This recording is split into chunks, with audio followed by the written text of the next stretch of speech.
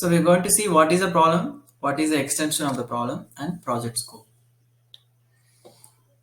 So the diameter 4 plus or minus is having oversize up to 6 mm.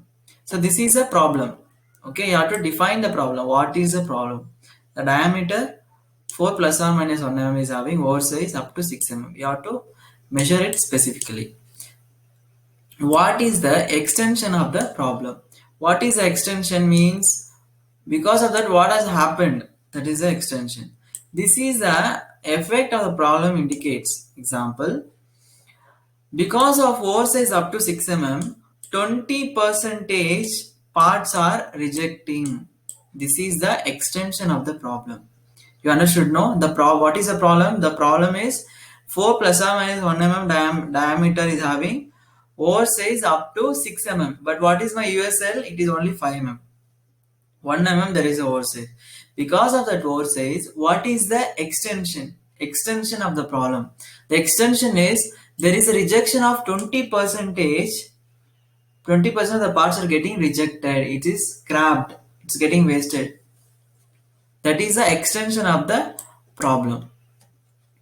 Project scope. Project scope. Now you know what is the problem and what is the extension of the problem. Based on the extension of the problem, you can now arrive at project scope, or we can tell it as a project title. The scope of the project shall have the improvement on the extension of the problem. What is the extension? 20% there is a rejection on the oversight side, right? So the project scope shall have an improvement on the extension of the problem. Example, the project name will be reducing the shaft diameter rejection from, sorry, this one is from 20 percentage to 5 percentage. So this is the extension of the problem, right? So what I've taken as a project scope, I'm going to reduce it from 20 percentage to 5 percentage. This is the project scope. So this is the title of the project, reducing the oversize rejection from 20 percentage to 5 percentage. This will solve my problem. So we are very specific towards the problem. So now this is a defined phase. Now you have defined the problem and you got the project scope, that is project title. Now once you define the problem, now we are going to measure the problem. All right, you're going to measure the problem. So first you have to measure the present data and yield. For the dimension 4 plus or minus 1 mm, what is the present data? This is the present data and this is the average of the present data, minimum, maximum, range and standard deviation. This is the present condition of the part, right?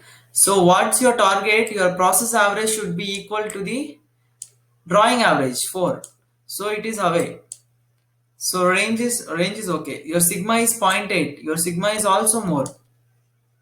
So this is the present situation. Present data you have to calculate. Then you have to collect the data. As we explained, there is a stratification. Person wise, shift wise, whether the person is doing a mistake or the machine is making a difference, or from morning the machine is behaving in a different thing, evening it is a different thing. You have to stratify and collect the data and see where exactly the problem is happening.